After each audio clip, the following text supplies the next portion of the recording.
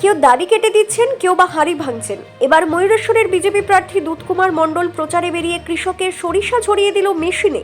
ভোটের ময়দানে নেমে সাধারণ মানুষের মন জয় নানান কৌশল অবলম্বন করছেন নেতারা। আজ ময়ূরেশ্বর বিধানসভার অন্তর্গত মথুরাপুরে নির্বাচনী প্রচারে গিয়েছিলেন বিজেপি প্রার্থী দুধকুমার মণ্ডল। তাকেই দেখা গেল কখনো বাচ্চাকে কোলে নিয়ে গ্রামে গ্রামে ঘুরতে, কখনো বা কৃষকদের সাথে সরিষা ঝাড়াই করতে, আবার গ্রামের যুবকদের সাথে খেললেন ক্যারাম। এখন দেখার বিষয় নেতাদের এই কৌশল কতটা গ্রহণ করছে সাধারণ মানুষ।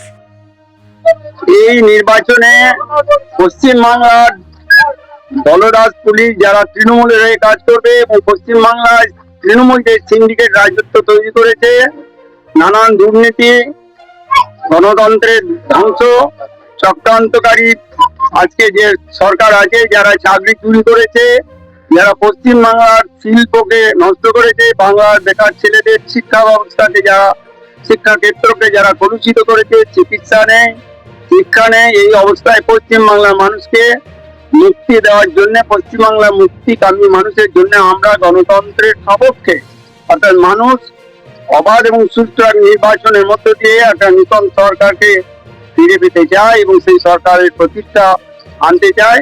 তার জন্য প্রথমে আজকে মোল্লাপুর এই মণ্ডলের এই মহুরাপুর গ্রাম থেকে আমরা দেবী কালীমাতার চরণে এবং আমাদের রাজা কৃষ্ণের কাছ থেকে একটু ফুল পুষ্প নিবেদন করে আশীর্বাদ চাইলাম, যাতে অধর্মের পরাজয় হয়, ধর্মের জয় হয়, বাংলার মানুষ এই শোষণ মুক্ত ব্যবস্থা পায়।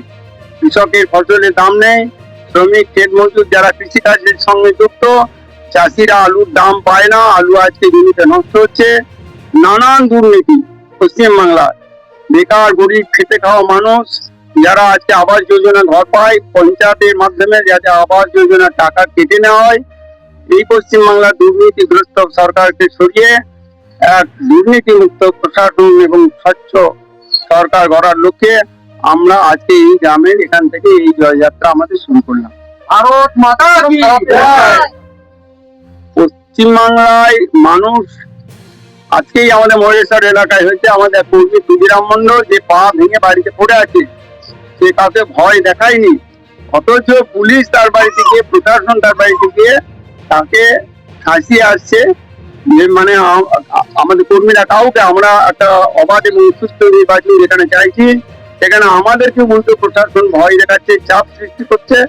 আপনি বাড়ির বাইরে বেরোলেন না ভোট করতে বেরোলে তার স্ত্রীকে বলছে। এই প্রশাসনের কাছ থেকে মানুষ একটু ভয় ভীতির মধ্যে দিয়ে আছে। মানুষের সারা, বিপুল সারা, ব্যাপক সারা, জনগণ আমাদের সঙ্গে আছে।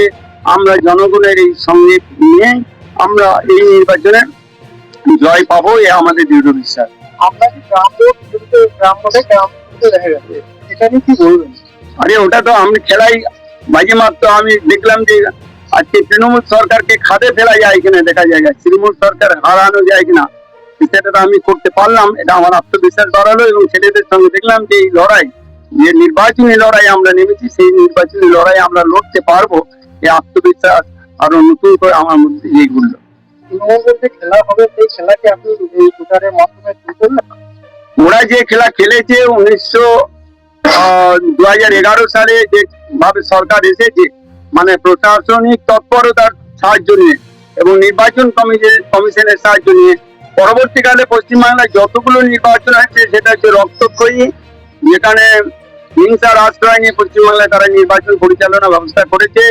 তারা উন্নয়নের নামে লাঠি নিয়ে রাস্তায় দাঁড়িয়ে পঞ্চায়েত ব্যবস্থা হতে দেয়নি, পৌর নির্বাচন হতে দেয়নি, বিধানসভা নির্বাচনে তারা ভোট লুট করেছে, একাধিক এই প্রমাণ আছে। সেই জন্য আমরা ওই খেলায় নয়, আমরা মানুষকে শান্তি এবং অবাধ নির্বাচনে ভোট দানের সুযোগের এই খেলায় খেলবো, মানুষকে জাগাবো যে আপনারা সবাই ওই ভোটের দিনকে নিয়ে শান্তিপূর্ণভাবে ভোট প্রদানের মাধ্যমে সরকারের পরিবর্তন করুন। এই খেলায় মানুষের কাছে আমাদের আহ্বান জানানোর জন্য আমরা খেলছি। ভারত মাতা কি জয়।